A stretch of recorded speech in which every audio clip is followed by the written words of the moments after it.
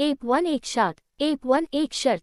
Marcus, पृथ्वी से अलग एक ऐसी खूबसूरत दुनिया जहाँ के लोगों के पास जादू तो नहीं लेकिन उससे भी बढ़कर शक्तियों का खजाना था, जिसके जरिए यहाँ हर कोई मार्कस पर अपनी हुकूमत चाहता था।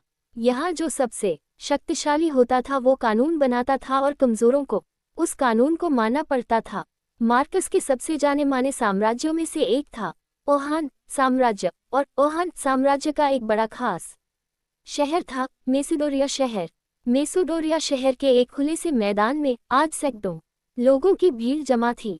ये सभी शक्ति स्तंभ के जरिए अपनी अपनी शक्तियों के सितारों को परखना चाहते थे। इस स्तंभ पर 9 सितारे थे जिन्हें पाकर ही आप शक्तियों के अगले रैंक पर जा सकते थे।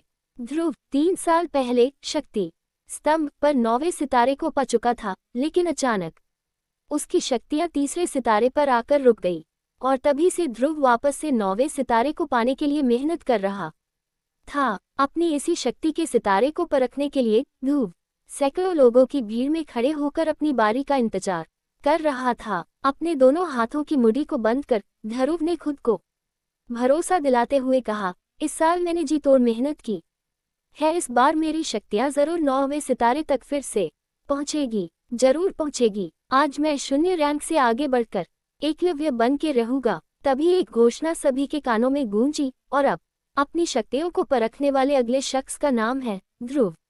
उद्धरण चिन्ह। जैसे ही ध्रुव का नाम पुकारा गया, वो लोगों की भीड़ से निकलकर बाहर आया और अपने कदमों को धीरे धीरे बढ़ाते हुए ऊंचाई पर रखे एक बेसे पथरीले स्तंभ की ओर बढ़ने लगा, जिसका नाम था शक्ति स्तंभ। शक्ति स्तंभ के ठीक सामने पहुंचने के बाद ध्रुव के जहन में कई बातें चल रही थी। ध्रुव जब सिर्फ 4 साल का था तब से उसने प्रैक्टिस करना शुरू कर दिया था, और 10 साल की उम्र तक तो वो 9वें सितारे तक पहुंच गया था। फिर 11 की उम्र में वो 0 रैंक से एकलव्य रैंक पर आ गया था।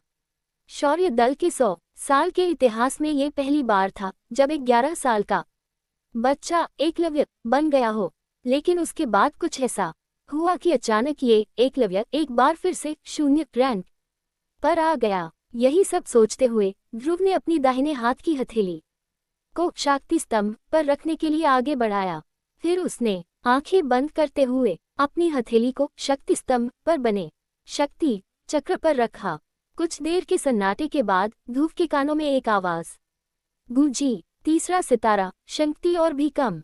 इस बार भी ध्रुव का सबसे निराशाजनक प्रदर्शन। ये आवाज जैसे ही ध्रुव के कानों में पड़ी, उसके पैरों तले जमीन सरक गई। उसे अपने कानों पर यकीन नहीं हो रहा था। जैसे ही उसने अपनी आंखें खोली, शक्ति स्तंभ पर गड़े हुए 2 शब्दों तीसरा सितारा ने उसके सपनों को चकनाचूर कर दिया। उसे बिल्कुल भी समझ नहीं आ रहा था कि आखिर ऐसा कैसे हो सकता था। इस बार तो उसने हर बार से ज्यादा मेहनत की थी। शक्ति स्तंभ के सामने खड़े ध्रुव ने अपने आप से हड़बड़ाते हुए कहा, नहीं नहीं, ऐसा नहीं हो सकता, ऐसा बिल्कुल भी नहीं हो सकता। खुद से नाराज ध्रुव ने दोबारा 2 से 3 बार अपनी हथेली को शक्ति स्तंभ पर रखकर देखा, लेकिन हर बार उसे अपनी आंखों के सामने वही सितारा दिखाई दे रहे था जिसने पिछले 3 सालों से उसकी रातों की नींद छीन रखी थी। उधर मैदान में खड़े सैकड़ों लोगों की भीड़ में से किसी ने चिल्लाते हुए कहा, 0 रैंक, चल अब नीचे आ जा। अगर बार बार और शक्ति स्तंभ पर हाथ रखने से शक्तियों का सितारा बढ़ जाता तो तू पिछले 3 सालों से तीसरे सितारे पर नहीं होता। उसके इतना कहते ही कई लोगों ने जोर के ठहाकों के साथ ध्रुव पर हंसना शुरू कर दिया। ये हंसी के ठहाके पूरे मैदान में गूंजते हुए ध्रुव के कानों में तीर की तरह चुभ रहे थे।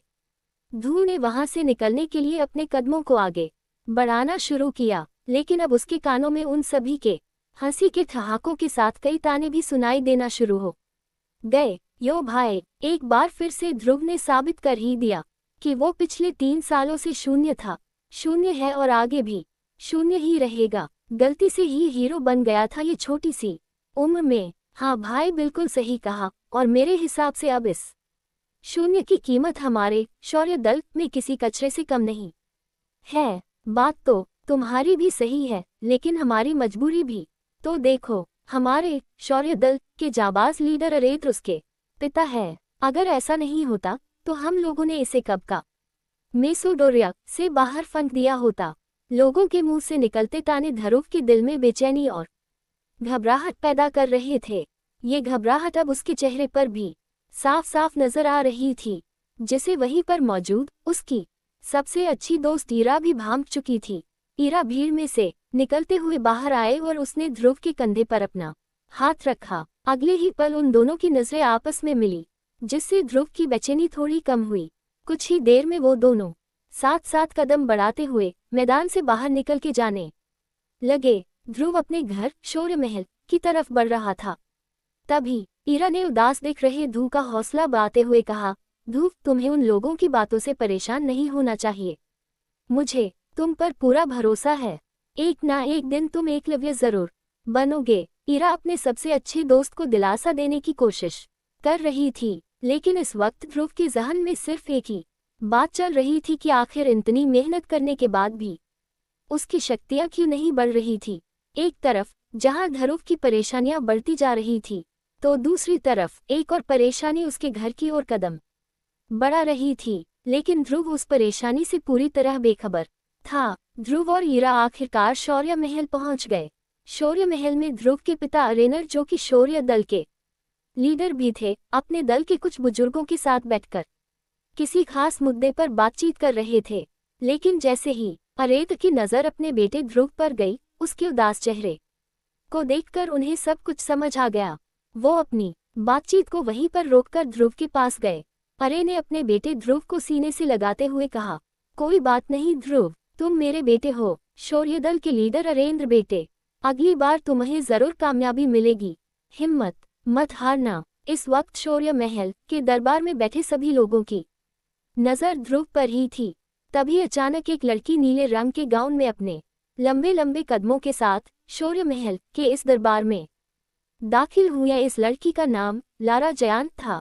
लारा के दादाजी ओहान साम्राज्य के शेरदिल सेनापति रह चुके थे और लारा अंबर दल की होने वाली लीडर थी।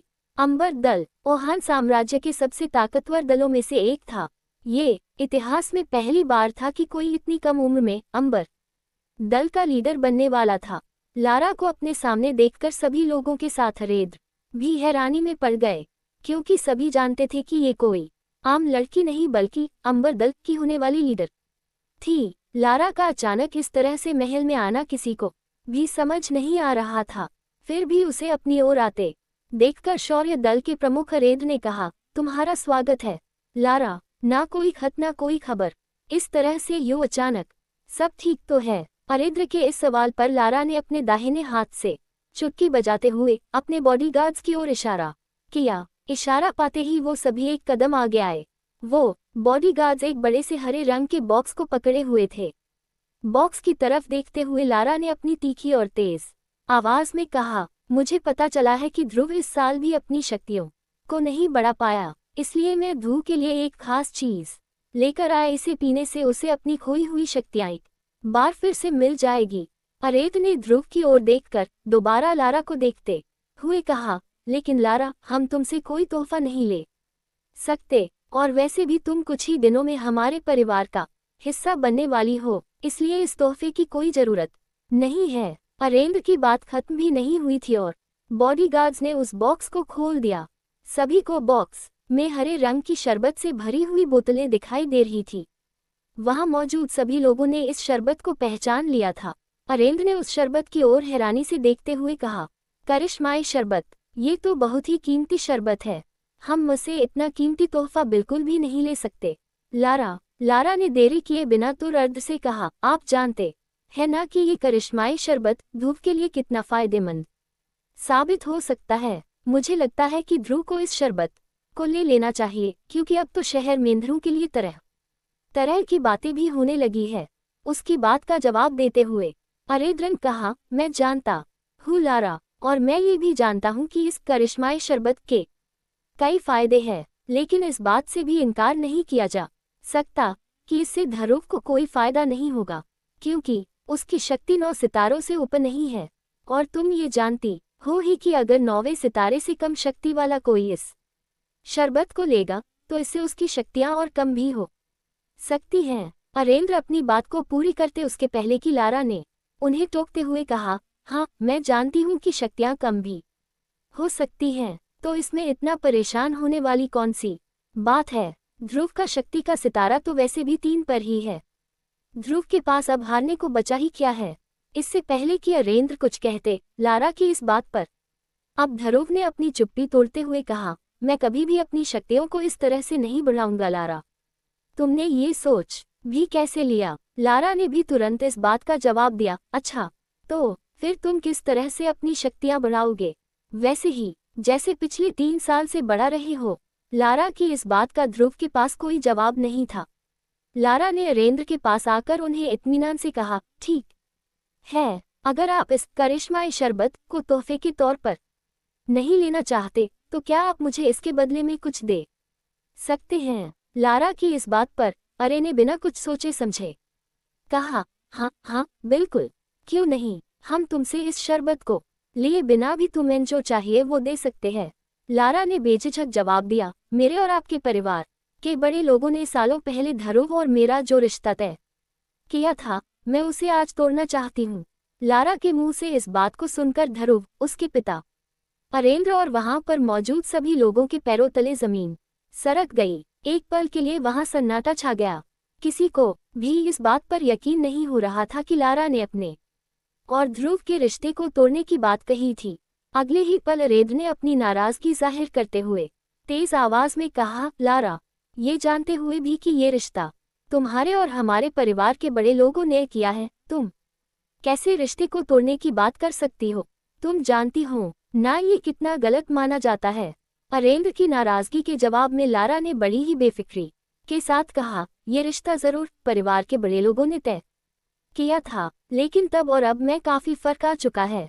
आज मेरे और मेरे परिवार के लोगों की शक्तियां कहां से कहां पहुंच चुकी है, जबकि ध्रुव पिछले 3 सालों से वहीं पर अटका हुआ है। लारा के मुंह से अपने और अपने परिवार की बेइज्जती होते देखकर अब ध्रुव से रहा नहीं जा रहा था। उसे लारा पर बहुत गुस्सा आ रहा था। तभी लारा ने अपनी बात को आगे बढ़ाते हुए कहा, और वैसे भी सभी जानते हैं कि मैं इस वक्त अंबर दल की लीडर बनने वाली हूँ, और इसके लिए ये बहुत जरूरी है कि मेरा किसी कमजोर के साथ कोई संबंध ना हो। इसलिए बेहतर यही होगा कि ये रिश्ता आगे बढ़ने से पहले यहीं पर टूट जाए।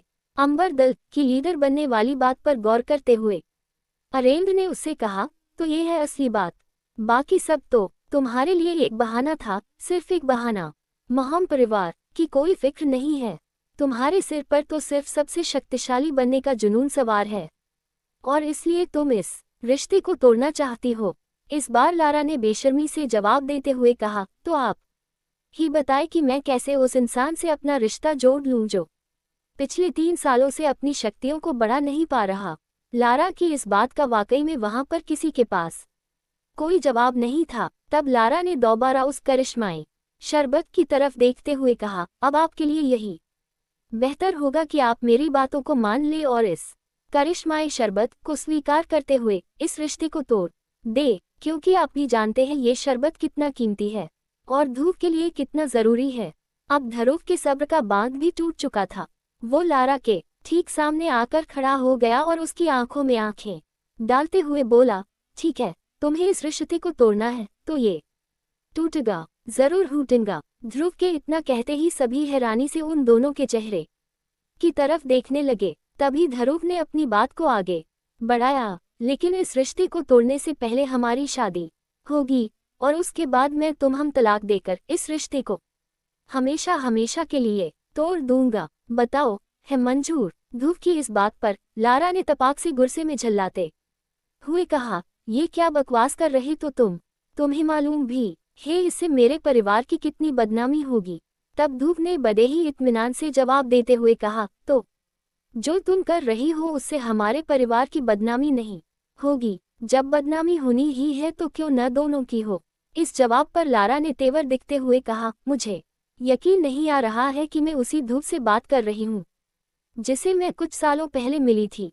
ध्रुव ने बिना वक्त गवाए अपने उसी अंदाज को बरकरार रखते हुए कहा, मुझे भी यकीन नहीं हो रहा है कि कैसे तुम इस करिश्माई शरबत की आड़ में इस रिश्ते को खत्म करने के लिए बिना कुछ सोचे समझे यहाँ चली आई। इतनी बातें करते हुए ध्रुव और लारा दोनों के चेहरे एक ही दूसरे के बहुत नजदीक आ गए थे। उन दोनों की आंखें एक दूसरे को घूरे जा रही थी। माहौल गर्माता हुआ देखकर लारा के बॉडीगार्ड्स अपनी आगे बढ़े, लेकिन अगले ही पल लारा का एक इशारा मिलते ही उन सभी ने अपने आप को रोक लिया। फिर लारा ने अपनी बात को आगे बढ़ाते हुए कहा, मेरे पास एक तरीका है जिससे हम इस रिश्ते का फैसला कर सकते हैं। ध्रुव ने उससे पूछा, और वो क्या है? लारा ने कहा, 3 साल बाद हम दोनों के बीच एक मुकाबला होगा। अगर उस मुकाबले में मन जीत गई तो तुम्हें इस रिश्ते का तोड़ना होगा, और अगर तुम जीत जाते हो तो वही होगा जो तुम चाहोगे।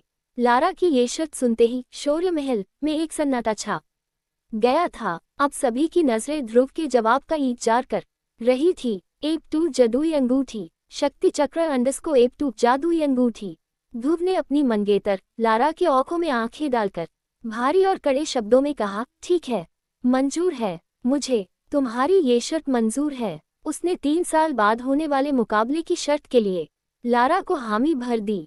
ध्रुव के इतना कहते ही लारा ने एक आखिरी बार उसे घूर कर देखा और फिर अपने बॉडीगार्ड्स के साथ शौर्य महल से बाहर जाने लगी। लारा अभी हॉल के बड़े से दरवाजे तक पहुंची ही थी कि उसके कानों में एक लड़की की चेतावनी देती हुई आवाज पड़ी, रुक जाओ लारा। जैसे ही लारा ने मुड़कर देखा तो उसे गुलाबी रंग के गाउन में ईरा दिखाई दी। दरा दिखने में बहुत ही खूबसूरत थी और किसी भी तरह से वो लारा से कम सुंदर नहीं थी। एक जालीदार खिड़की के पास में खड़ी ईरा के चारों तरफ से सूरज की रोशनी अंदर आ रही थी, जिससे ईरा को देखकर ऐसा लग रहा था मानो वो कोई स्वर्ग से आई हुई अप्सरा हो। ईरा ने लारा को देखते हुए कहा, मैं जानती हूँ कि आज तुमने जो कुछ भी किया है तुम्हें उस पर कोई पछतावा नहीं हो रहा होगा, क्योंकि अब तो तुम्हें धू का सामना करना ही होगा। और हाँ, एक बात और, कभी भी ये मत सोचना कि तुम अंबर दल की लीडर बन गई तो हम लोग डर जाएंगे, क्योंकि शौर्य दल में तुमसे ताकतवर लोग भी मौजूद हैं। ईरा की इस धमकी को लारा ने बड़े ध्यान से सुना, लेकिन वो बिना कुछ कहे वहां से चली गई। दूसरी तरफ सभी के जाने के बाद ध्रुव ने अपने पिता अरेत से पूरे भरोसे के साथ कहा, बाबा, मैं आपसे वादा करता हम कि आज से ठीक 3 साल बाद लारा जयान और उसके पूरे खानदान को अपने किए पर पछतावा होगा। अब मैं जयान परिवार के सामने ही लारा को मुकाबले में हराऊंगा। अरे अपने बेटे ध्रुव को बेबाकी के साथ बात करते देख खुश हो रहे थे, क्योंकि पिछले 3 सालों से वो ज्यादातर चुपचाप ही रहता था। मगर आज उसकी मंगेतर ने यहाँ आकर जो कुछ भी किया उससे उसके अंदर का वही ध्रुव जाग गया जो 3 सालों से सोया हुआ था, लेकिन सच्चाई से मुंह भी नहीं फेरा जा सकता था। और इस वक्त सबसे बड़ी सच्चाई ये थी कि ध्रुव अपनी शक्तियों के तीसरे सितारे पर ही था, जबकि लारा की शक्तियां 9वें सितारे तक पहुंच चुकी थी। इधर शौर्य महल से बाहर निकलकर ध्रुव अभी भी लारा के बारे में सोच रहा था कि किस तरह से लारा ने बातों बातों में उसकी बेइज्जती की थी और कैसे उसने ध्रुव के पिता पर रिश्ते को तोड़ने के लिए दबाव बनाया था। इन बातों के बारे में सोचते हुए ध्रुव तेजी से अपनी मां की ग्रेवयार्ड की तरफ जाने के लिए अपने कदमों को बढ़ा रहा था। ध्रुव को इस तरह से गहरी सोच में आगे बढ़ता देखकर उसकी दोस्त दरा भी उसका पीछा करते हुए बाहर आ गई ताकि वो उसका हौसला बढ़ा सके। लेकिन ध्रुव ने ईरा को अपना पीछा करते हुए देखकर कहा, मैं ये चाहता हूँ कि मुझे कुछ देर के लिए अकेला छोड़ दो। अपने सबसे अच्छे दोस्त से इतना सुनने के बाद ईरा ने ध्रुव को कुछ देर के लिए अकेले ही रहने दिया। कुछ ही देर में ध्रुव शक्ति स्तंभ को देखते हुए अपनी मां के समाधि स्थल पर पहुंच गया। वो अपनी मां की समाधि पर गिरे पेड़ के पत्तम और धूल को साफ करने लगा। उसके बाद अपनी मां को याद करते हुए ध्रुव बातें करने लगा, मां, ऐसा क्यों हो रहा है मेरे साथ? मेरी शक्तियां आखिर क्यों नहीं बढ़ रही है? इस तरह तो मैं 3 साल के बाद भी लारा से मुकाबला नहीं कर पाऊंगा, और अगर कर भी लिया तो उसे हराऊंगा कैसे? आखिर कैसे? इतना कहते हुए हताश होकर ध्रुव ने अपना सर मां की समाधि पर रख दिया और अपनी आंखें बंद करते हुए कहा, 3 साल बाद सब कुछ खत्म हो जाएगा मां। अगर मैं अपनी शक्तियों को वापस हासिल नहीं कर सका तो बाबा को पूरे मैसेडोरिया शहर के सामने शर्मिंदा होना पड़ेगा। अपनी मां से बातें करते करते ध्रुव का गला सूख चुका था। उसने अपने आप को संभाला और कहा, अब तो मां, मुझे ऐसा लगता है कि जब मैं आपकी दुनिया में आऊंगा तो आपको अपना चेहरा कैसे दिखाऊंगा? क्योंकि मैंने ऐसा तो कोई काम किया ही नहीं जिससे कि मैं आपका नाम रोशन कर सकूं। क्यों क्यों माँ, आखिर मेरी शक्तियाँ क्यों नहीं बढ़ रही है? ये कहते हुए ध्रुव ने अपनी मुट्ठी बंद की और जमीन पर जोर जोर से अपना हाथ पीटने लगा। वो लगातार जमीन पर अपना हाथ मार रहा था। कुछ देर बाद थककर उसने कहा, अब तो कोई चमत्कार, कोई करिश्मा ही मुझे मेरी शक्तियाँ वापस दिला सकता है। तभी उसके कानों में एक आवाज गूंजी, ध्रुव, मुझे सुन पा रहे हो क्या तुम? अपना नाम सुनते ही ध्रुव ने इधर उधर देखा। ध्रुव हैरान हो गया क्योंकि इस वक्त उसकी माँ की समाधि पर उसके अलावा कोई भी नहीं था। तभी उसके कानों में दोबारा वही आवाज गूंजी, ध्रुव, ऐसा लगता है कि तुम किसी मुसीबत में हो और तुम्हें थोड़ी मदद की जरूरत है। इस बार इस आवाज को सुनकर ध्रुव अपनी जगह पर खड़ा हो गया और समाधि के चारों तरफ घूमकर देखने लगा, लेकिन उसे वहां पर कोई भी नजर नहीं आया। तभी एक बार फिर से उसके कानों में वो आवाज सुनाई पड़ी, मुझे इधर उधर ढूंढना बंद करो ध्रुव, मैं तो तुम्हारी अंगूठी। माह, इतना सुनते ही उसने अपने सीधे हाथ की एक उंगली में काले पत्थर से बनी एक अंगूठी की तरफ देखा। ये अंगूठी ध्रुव को उसकी माँ का दिया हुआ आखिरी तोहफा था। देखते ही देखते ध्रुव की अंगूठी में हलचल शुरू हो गई, जिसे देखकर वो थोड़ा हड़बड़ा गया। उसने अपने उल्टे हाथ से सीधे हाथ को संभालने की कोशिश की जिसमें उसने अंगूठी पहनी हुई थी, लेकिन तभी उसे अचानक एक जोर का झटका लगा जिससे वो जमीन पर जा गिरा। देखते ही देखते उसकी अंगूठी में से एक सफेद रंग का धुआं साए के रूप में बाहर निकला। फिर उस साए ने एक बूढ़े आदमी का रूप ले लिया। अपने सामने ये सब होता देखकर ध्रुव को अपनी आंखों पर यकीन नहीं हो रहा था।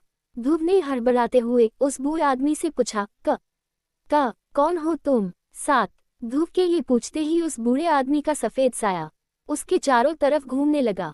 उसे देखने के लिए ध्रुव को बार बार इधर से उधर गोल गोल घूमना पड़ रहा था। कभी वो साया ध्रुव के सामने होता तो कभी पलक झपकते ही उसके पीछे चला जाता है। ध्रुव ने हड़बड़ाते हुए दोबारा पूछा, कौन हो तुम और तुम मेरी अंगूठी में क्या कर रहे थे? वो साया कुछ देर तक ध्रुव के चारों तरफ घूमने के बाद उसके सवालों का जवाब देने के लिए उसके सामने आकर एक जगह पर रुक गया। मैं कौन हूँ ये जानना तुम्हारे लिए जरूरी नहीं है, लेकिन हाँ, मैं हम किसी तरह की परेशानी नहीं होने दूंगा। इतना कहते हुए वो साया हंसने लगा और फिर उसने अपनी बात को आगे बढ़ाते हुए कहा, मुझे तो तुम्हारा शुक्रिया अदा करना चाहिए। आखिर तुमने पिछले 3 सालों से मुझे अपनी अंगूठी में संभाल कर रखा और देखो, आज मुझे नींद से भी जगा दिया। शुक्रिया ध्रुव, तुम्हारा बहुत बहुत शुक्रिया। तुम्हारे अंदर कुछ अलग ही बात है।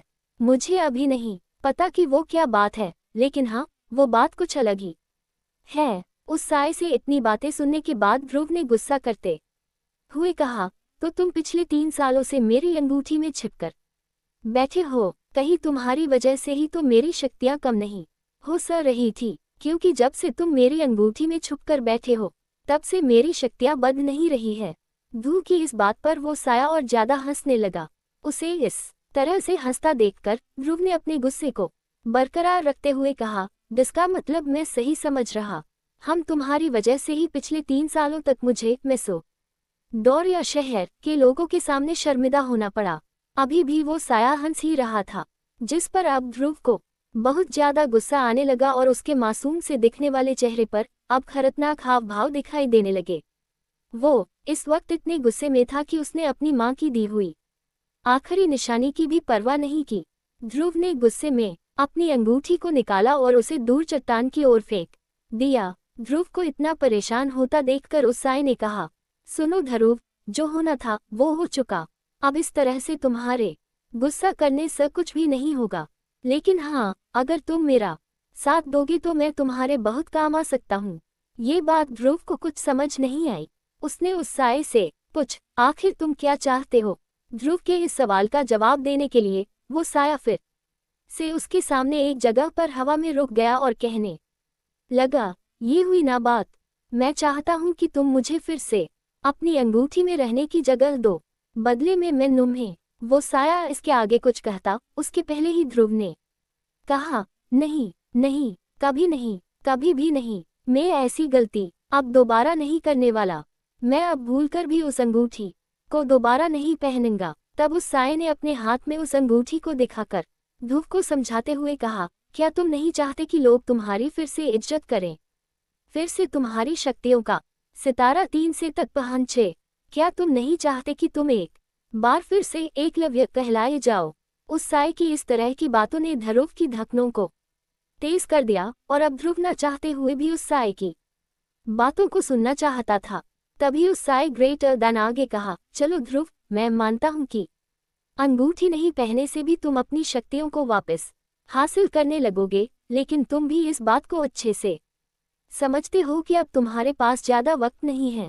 ध्रुव से ये बात करते हुए अब वो साया फिर से उसके चारों तरफ घूम रहा था। उसने ध्रुव से आगे कहा, ध्रुव तुम 15 साल के हो चुके हो, मतलब कि तुम्हारे पास अब से सिर्फ 1 साल का समय है और 1 साल में तुम्हारी शक्ति 7वें सितारे तक नहीं पहुंची तो नियम के मुताबिक तुम्हें शौर्य दल और मेसोडोरिया शहर से बाहर निकाल दिया जाएगा। गू उस साय की बातें सुनकर हैरान हो गया। उसने हैरानी के साथ पूछा, लेकिन तुम्हें इन सब के बारे में कैसे पता? मुझे ये कैसे पता, इसके बारे में सोचना छोड़ो और जो मैं कह रहा हूँ उस पर ध्यान दी। अब फिर से ध्रुव उस साय की बातों को ध्यान से सुनने लगा। उसने अपनी बात को आगे बढ़ाते हुए कहा, और सबसे बड़ी बात, 3 साल बाद तुम्हें अपनी मंगेतर लारा का भी तो सामना करना है। लारा का नाम सुनते ही ध्रुव ने गुस्से में कहा, उसका तो नाम भी मेरे सामने मत लेना। ध्रुव को इस तरह से गुस्सा होते देखकर उस साय ने जी हंसते हुए कहा, ध्रुव तुम्हारे इस तरह से गुस्सा करने से कुछ नहीं होने वाला है। अब हम अपने सच को स्वीकार कर लेना चाहिए, और तुम्हारा सच यही है कि 3 साल बाद हम अपनी मंगेतर लारा का सामना करना होगा। इस बार ध्रुव ने आगे आकर उस साय से पूछा, तो क्या करूं मैं? तुम्हें वो करना चाहिए जो मैं कह रहा। तुम इस अंगूठी को फिर से पहनकर मुझे अपनी जिंदगी में शामिल कर लो, फिर देखो किस तरह से मैं तुम्हारी जिंदगी बदल दूंगा। मैं तुम्हें इतना शक्तिशाली बना दूंगा कि तुम अपने सामने आने वाली हर मुसीबत का सामना हिम्मत से कर पाओगे। और हाँ, डरो मत, इस बार मैं तुम्हारी शक्तियों को नहीं लूंगा। ये बात हम बाद में समझ आ जाएगी कि अब तक ऐसा क्यों किया मैंने। धीरे धीरे तुम्हें उसका कारण समझ आ जाएगा, लेकिन अब तुम्हें डरने की जरूरत नहीं। ध्रुव को अपनी खोई हुई शक्तियों को वापस हासिल करने का इसके अलावा कोई और दूसरा रास्ता नजर नहीं आ रहा था। तब ध्रुव ने सपाट लहजे में कहा, ठीक है, मैं तैयार। ध्रुव के इतना कहते ही वो सफेद रंग का साया हंसते हुए उसके पास से बहुत तेजी से निकला। वो उसके चारों तरफ इर्द गिर्द घूमने लगा, जिससे ध्रुव का संतुलन बिगड़ गया और वो एक बार फिर से जमीन पर जा गिरा। तब ध्रुव ने कहा, अरे क्या कर रहे हो? मेरे सारे कपड़े खराब कर दिए। जमीन से उठने के बाद ध्रुव ने उससे एक सवाल किया, वैसे तुमने अभी तक मुझे अपना नाम नहीं बताया। मेरा नाम विदुर है, लेकिन तुम मुझे सिर्फ गुरुदेव या फिर आचार्य कहना। ठीक है आचार्य विदुर, तो आप मेरी ट्रेनिंग कब से शुरू करेंगे? विदुर ने कहा, बहुत ही जल्द। तभी अचानक ध्रुव ने विदुर से पूछा, आचार्य, क्या आपको करिश्माई शरबत के बारे में कुछ पता है? विदुर ने तुरंत जवाब देते हुए कहा, मेरे हिसाब से वो दुनिया का सबसे वाहियात किस्म का शरबत है। मैं तुम्हारे लिए एक खास चीज बनाऊंगा, अमृत धारा। उससे तुम्हें बहुत मदद मिलने वाली है। ध्रुव ने हैरान होते हुए पूछा, क्या कहा? अमृत धारा? ये क्या है और इसके क्या फायदे हैं?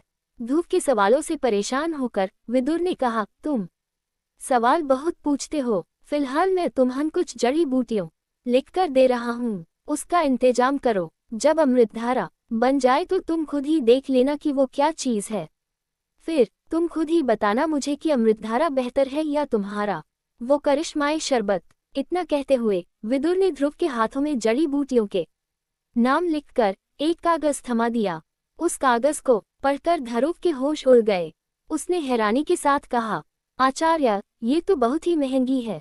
इन्हें खरीदने के लिए तो कम से कम 800 सोने के सिक्कों की जरूरत होगी, और मेरे पास तो इतने पैसे नहीं है। ध्रुव की इस बात पर विदुर ने सपाट लहजे में कहा, ये तुम्हारी परेशानी है कि तुम इतने सोने के सिक्कों का इंतजाम कैसे करोगे? अभी तो मैंने तुमसे सबसे कम कीमत वाली चीजें लाने को कहा है, और तुम अभी मुझे अपन परेशानियां बताने लगे। 800 सोने के सिक्कों का इंतजाम कैसे होगा ये तुम जानो।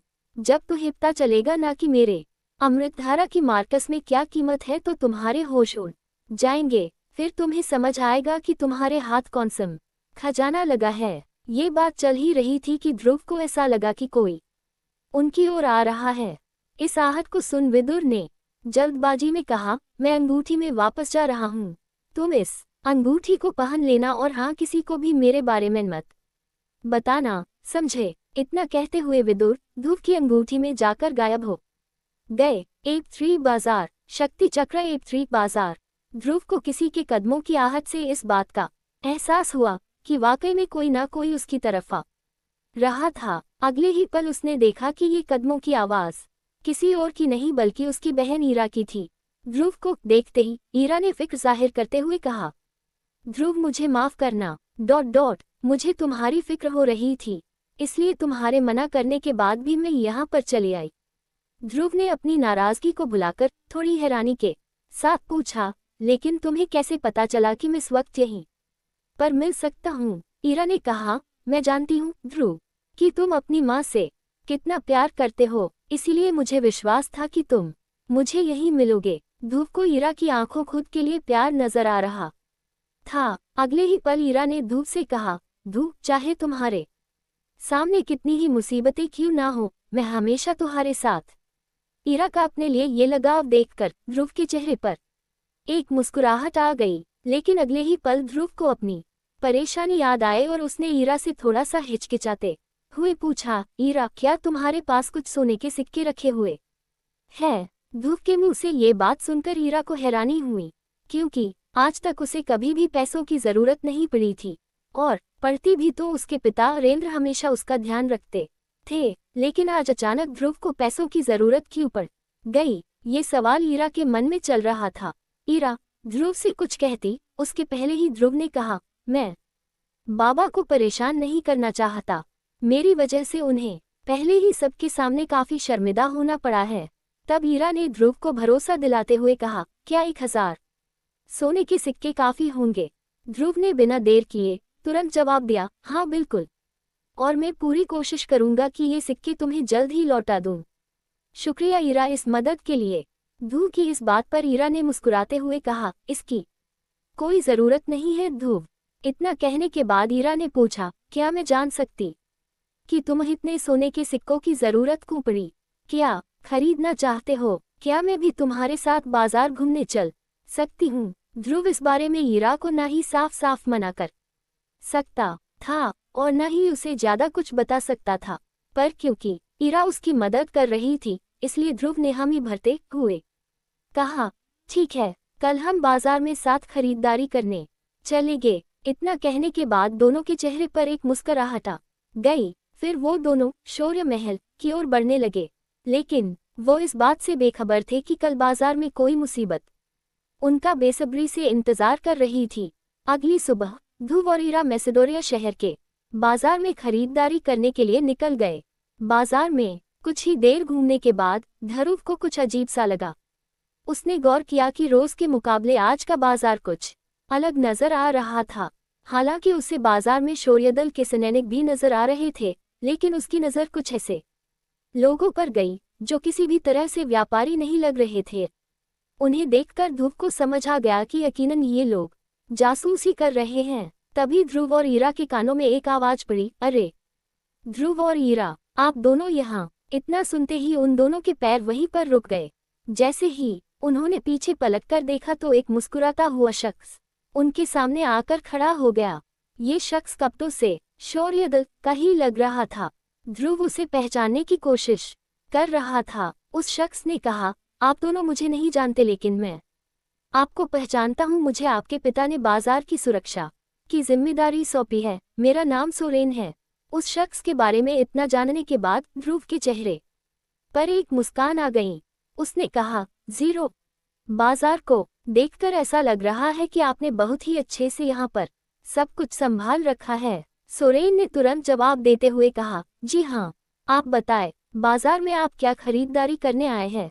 मैं आपकी थोड़ी मदद करवा देता। नहीं, इसकी कोई ज़रूरत नहीं है। अगर हमें किसी चीज़ की ज़रूरत होगी तो हम आपको याद कर लेंगे। ठीक है, लेकिन अगर आपको किसी भी चीज़ के लिए मेरी ज़रूरत पड़े तो सिर्फ एक सीटी बजा दीजिएगा, मैं या मेरे सैनिक हाजिर हो जाएंगे। सोरेन की इतनी बात पर ध्रुव और ईरा दोनों मुस्कुराते हुए खरीदारी करने के लिए आगे बढ़ गए। लेकिन कुछ देर बाद ईरा को भी ऐसा लगा कि बाजार में कुछ न कुछ गड़बड़ तो जरूर है। तभी ध्रुव की अंगूठी में से विदुर उससे बात करने लगा। विदुर की आवाज ध्रुव के अलावा कोई और नहीं सुन सकता था। विदुर ने ध्रुव को सचेत करते हुए कहा, तुम बिल्कुल सही समझ रहे हो, यहाँ कुछ भी ठीक नहीं लग रहा। फिलहाल ही एक बात का सबसे खास ध्यान रखना है, और वो ये है कि तुम जो भी सामान खरीदो वो किसी के हाथ नहीं लगना चाहिए। विदुर के इतना कहने के बाद ध्रुव ने जड़ी बूटियों का सारा सामान ईरा के हाथों में थमाते हुए कहा, भले ही तुम मेरी बहन नहीं हो, और सच बताऊं तो मैं ये भी नहीं जानता कि तुम कहाँ से आई हो या फिर तुम्हारी हकीकत क्या है, लेकिन मैं वादा करता हूँ कि तुम्हारी हिफाजत के लिए मैं हमेशा तैयार रहूंगा। ध्रुव के इतना कहते ही ईरा के चेहरे पर एक मुस्कान हो गई और उसने प्यार से ध्रुव को गले लगा लिया। तभी विदुर ने ध्रुव की तारीफ करते हुए कहा, अरे वाह, तुम तो अपना फर्ज बहुत अच्छे से निभा रहे हो। इस बीच अचानक ध्रुव की नज़र फिर उन लोगों पर गई जो उसे थोड़े अजीब लग रहे थे। उसने ईरा से कहा, ईरा, तुम ये सामान लेकर यहाँ से निकलो, मैं थोड़ी ही देर में तुम्हें बाजार के बाहर मिलूंगा। तब तक मैं ये पता लगाकर आता कि ये कौन लोग हैं और किसकी जासूसी कर रहे हैं। ईरा ध्रुव को छोड़कर नहीं जाना चाहती थी, लेकिन ध्रुव के दबाव बनाने पर ईरा एक दूसरे रास्ते से बाजार से बाहर निकलने के लिए आगे बढ़ी। वहीं दूसरी तरफ ध्रुव उन जासूसों की सच्चाई जानने के लिए दोबारा बाजार की तंग गलियों में जाने लगा। ईरा अभी आगे बढ़ी ही थी कि कोई उसका रास्ता रोककर उसके सामने खड़ा हो गया। ईरा ने जैसे ही अपने नजरें उठाई तो देखा कि उसके सामने एक लंबा चौड़ा लड़का खड़े होकर मुस्कुरा रहा था। उसकी गर्दन पर कंकाल का एक टैटू बना हुआ था। वो कंकाल के टैटू वाला लड़का कुछ कहता उससे पहले ही ईरा ने सीधे और सपाट लहजे में कहा, देखो मेकी, मैं जानती हूँ कि तुम आमिश दल के लीडर के बेटे हो, लेकिन मुझे इससे कोई फर्क नहीं पड़ता। मेरे सामने से हट जाओ, मुझे कुछ जरूरी काम है। ईरा की इस बात पर मेकी ने मुस्कुराते हुए कहा, ठीक है ईरा, तुम करो न अपना काम। जब तक तुम बाजार में योजक चिन्ह अपना काम खत्म करोगी, तब तक मुझ तुमसे बात करने का थोड़ा मौका भी मिल जाएगा। ईरा ने अपने उसी तेवर की बरकरार रखते हुए कहा, मेकी, मुझे तुमसे बात करने में कोई दिलचस्पी नहीं है। बेहतर होगा कि तुम मेरा रास्ता छोड़ दो। ईरा के इस तरह के बर्ताव पर मेकी को अंदर ही अंदर गुस्सा आ रहा था, फिर भी उसने अपने चेहरे पर मुस्कुराहट को बनाए रखा और अपनी जैकेट से एक ब्रेसलेट निकालकर ईरा को दिखाते हुए कहा, ये खूबसूरत ब्रेसलेट देख रही हो ईरा, मैंने ये तुम्हारे लिए लिया है। फिलहाल तुम इसे रख लो, हम किसी और दिन साथ बाजार घूम लेंगे। ईरा मेकी को मना करने ही वाली थी कि तभी उसकी नज़र ब्रेसलेट में लगे हुए एक मेटल पर गई। ये मेटल ध्रुव की शक्ति बढ़ाने में काम आ सकता था।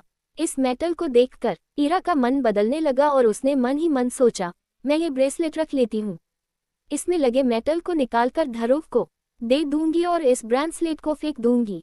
मन ही मन ये सोचते हुए ईरा ब्रेसलेट की तरफ देख रही थी, जिसे देखकर मेकी के चेहरे पर एक शातिर मुस्कान आ गई। ईरा को किसी सोच में डूबा देखकर मेकी ने कहा, ईरा, इसमें इतना सोचने की जरूरत नहीं है। शौर्य दल और आमिश दल दोनों ही मेसोडोरिया शहर के सबसे अच्छे दलों में से हैं। हम लोगों में इस तरह के तोहफे देना एक आम बात है। ईरा का ध्यान मेकी की बातों पर नहीं बल्कि ब्रेसलेट में लगे मेटल पर था। उसने जैसे ही ब्रेसलेट को छूने के लिए अपना हाथ आगे बढ़ाया, किसी ने उसका हाथ वहीं पर रोक दिया। ईरा ने उस तरफ देखा तो वो ध्रुव था।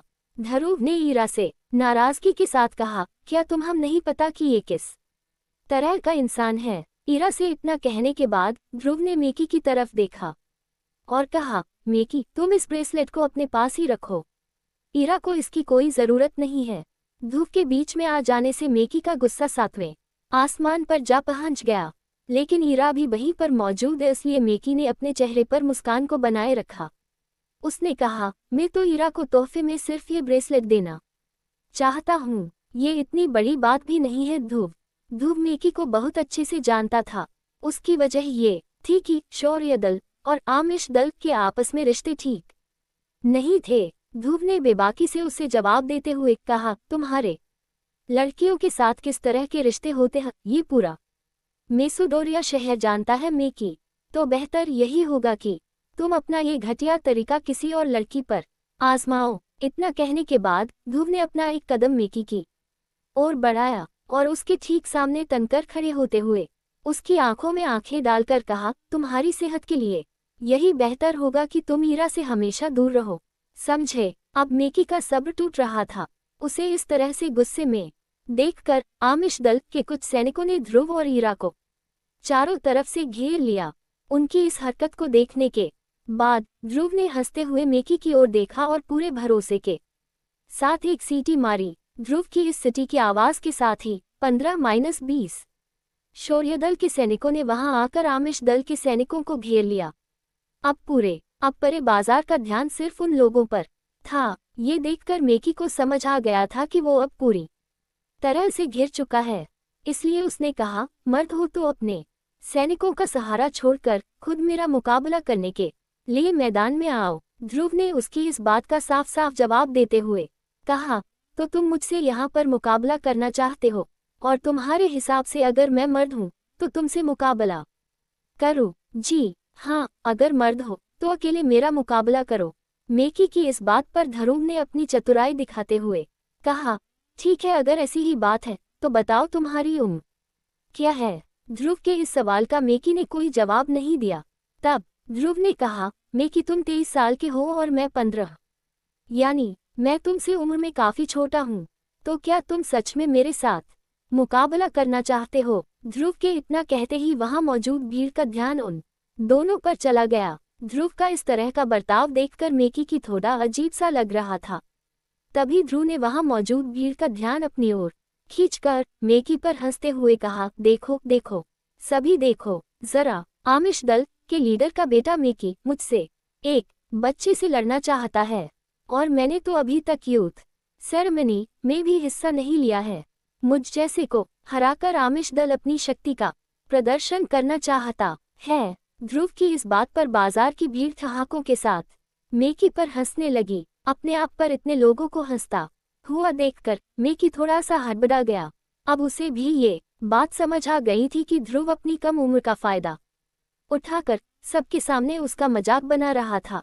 तभी उसने रू के पास आते हुए कहा, इस बार तेरी किस्मत अच्छी थी जो तू बच गया, लेकिन मैं बहुत जल्द तेरे लिए भी एक तोहफा लाऊंगा, और वो तोहफा बहुत दर्दनाक होगा। इतना कहते हुए मेकी मुस्कुराकर अपने सैनिकों के साथ वहां से गुस्से में जाने लगा। वो आगे बढ़ा ही था कि अचानक उसने तुरंत पलटकर ध्रुव की तरफ देखा और सवाल किया, अरे हाँ, मैं एक बात तो पूछना भूल ही गया। मैंने सुना है कि जयान परिवार ने तुम्हारे परिवार के साथ रिश्ता तोड़ दिया है, क्या ये बात सच है? ये कहते ही मेकी ध्रुव पर हंसने लगा और फिर दोबारा अपनी बात को आगे बढ़ाते हुए कहने लगा, सच कहूं तो ये अच्छा ही हुआ, क्योंकि तुम एक शून्य हो जिसकी जोड़ी शायद लारा के साथ कभी नहीं जमती। मेकी ने लारा की बात को बीच में लाकर एक बार फिर से ध्रुव के जख्मों को कुरेद दिया था। ध्रुव गुस्से में कुछ कर बैठता, इससे पहले ही अंगूठी में से विदुर ने उसे खामोश रहने का इशारा किया और मेकी उस पर हंसते हुए वहां से चला गया। लेकिन अब ध्रुव की आंखें गुस्से से लाल हो रही थीं। तभी ईरा ने उसे रोका और समझाते हुए कहा, जाने दो उसे। ध्रुव मेकी एक पागल कुत्ते की तरह है, उसे भौंकने की आदत है। ईरा की बातों को मानकर ध्रुव ने अपने आप को संभाला और खुद से कहा, आमिश दल के लोगों का हमारे इस बाजार में घूमना सही नहीं है, इनके बारे में जरूर कुछ करना पड़ेगा। ध्रुव के गुस्से को शांत करने के लिए ईरा ने कहा, क्या हमें कुछ और सामान भी खरीदना है या फिर हम घर चले? नहीं, अभी हमें कुछ और सामान भी लेना है। ठीक है, तो चलो हम जल्दी यहाँ से चलते हैं। फिर थोड़ी ही देर में एक दुकान पर ध्रुव को एक चमकदार काला पत्थर दिखा, जिसे देखकर ध्रुव के कदम वहीं रुक गए, क्योंकि अंगूठी में से विदुर ने ध्रुव को वो काला पत्थर खरीदने का इशारा किया था। ध्रुव ने उस पत्थर को उठाया और उसे गौर से देखने लगा। जब ईरा ने ये देखा तो उसने ध्रुव से पूछा, क्या तुम इस चमकदार पत्थर के बारे में कुछ जानते हो? ध्रुव अभी भी गौर से उस चमकदार पत्थर को देख रहा था। उसने ईरा के सवाल का जवाब देते हुए कहा, नहीं, मैं नहीं जानता। तो क्या हम ये खरीदने वाले हैं? हाँ, हम ये खरीदने वाले हैं। ओफो ध्रुव, जब तुम इसके बारे में कुछ जानते ही नहीं तो फिर इसे क्यों खरीदना चाहते हो? पता नहीं, बस मेरा मन कह रहा है कि मुझे ये खरीदना चाहिए।